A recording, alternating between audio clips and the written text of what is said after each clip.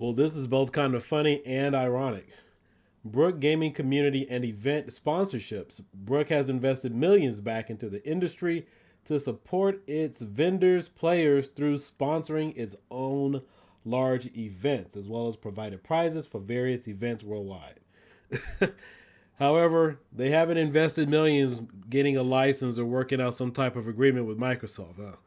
Boy, isn't that ironic?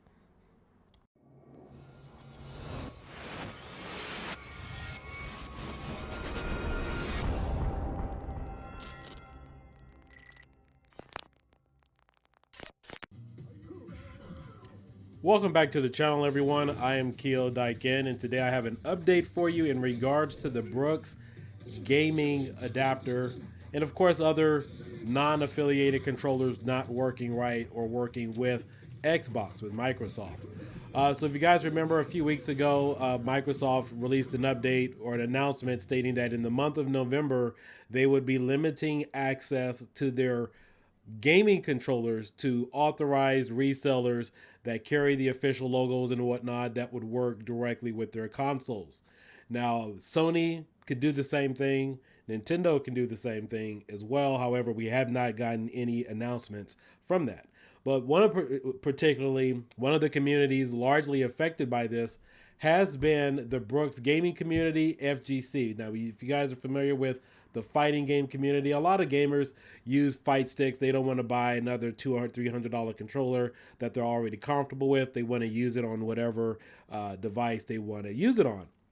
And so Brooks was affected. A lot of people started asking questions and making posts and comments saying, hey, they got this Xbox notification stating that their controller would no longer work or that was not authorized. And so the way it typically works is Xbox and Microsoft, they have partnerships. And I, for one, agree with the move. I know it kind of sucks, but I definitely understand where it's coming from.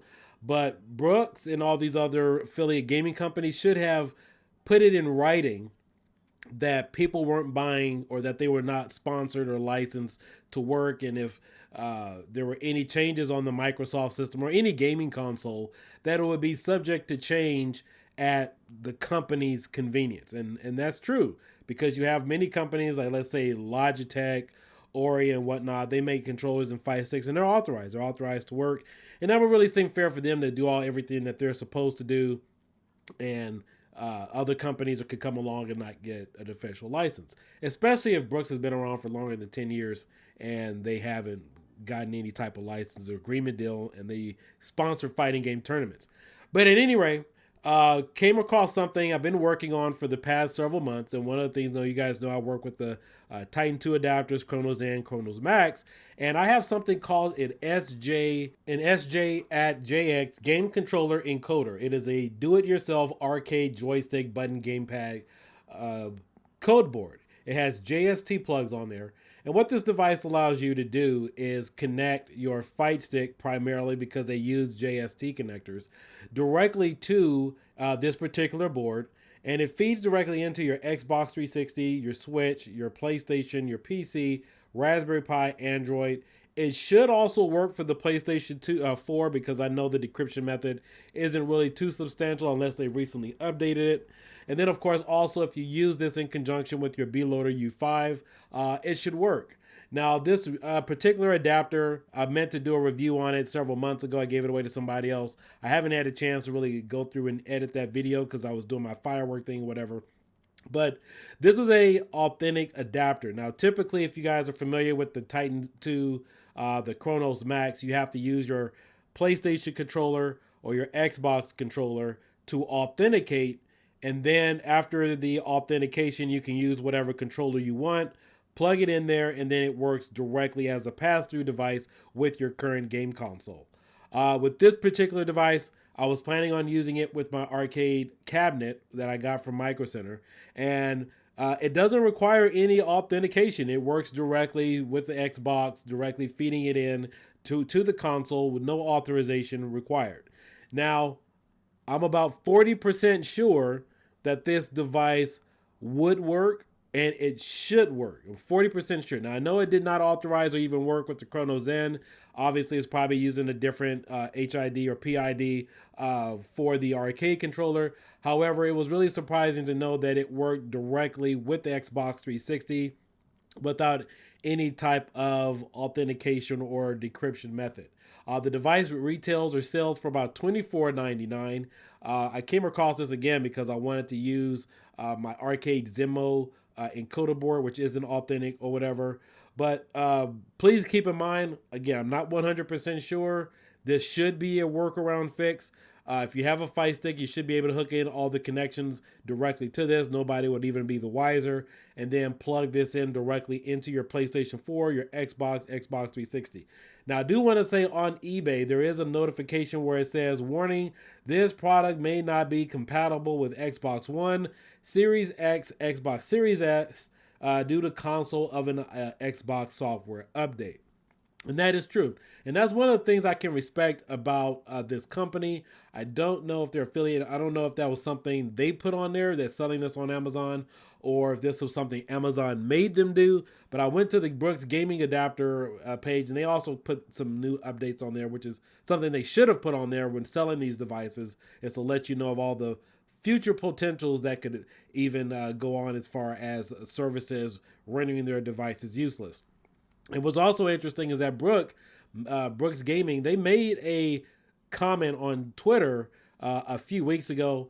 They acknowledged Xbox, stating that they were discontinuing or disconnecting their adapters, but they didn't mention PlayStation or the fact that Sony or Nintendo could eventually do the same thing. And that's one of the biggest problems I have with the Fighting Board company, is that they aren't giving customers the heads up. Now, if they gave people the heads up, or even taking accountability for it in that matter, then I wouldn't really have too much of an issue with it.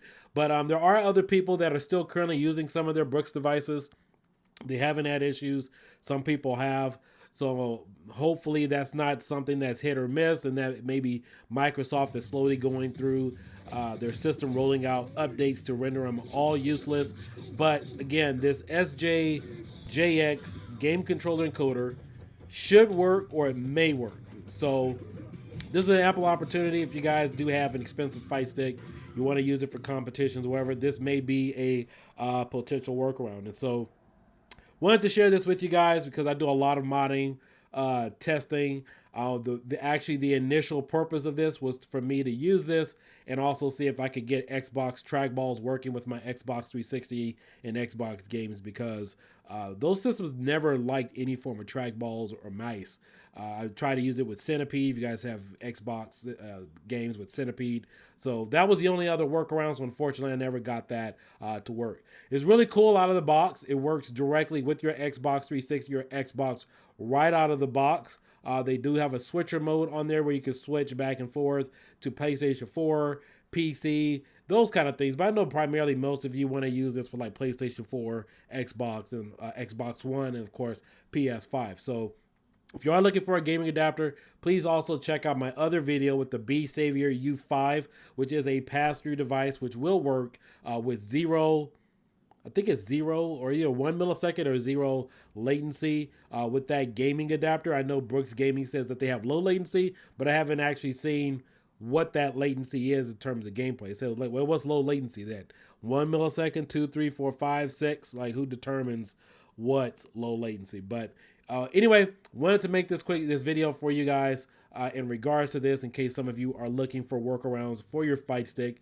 This is an option, and please, I'm not 100% sure. I'm about 40% sure that it should work, because I did not have any issues plugging this in directly with Xbox 360. I have not seen too many other adapters or any controllers on the market that could directly interface with some of these other consoles directly without using a Cronuszen, a Titan 2, Titan 1, and some of the other adapters that are out there. And the benefit of it is it does look like it registers as an authentic controller.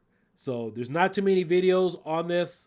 I know that there's one other YouTuber who used one of these years ago. That's how I found out about it. I went out and bought one, and it works directly as it should. So anyway, you guys all have a great Thanksgiving. please like and subscribe. Let me know what your thoughts are below, because I know most of you want to get something to prevent these issues. I know a lot of you have already returned your Brooks gaming device.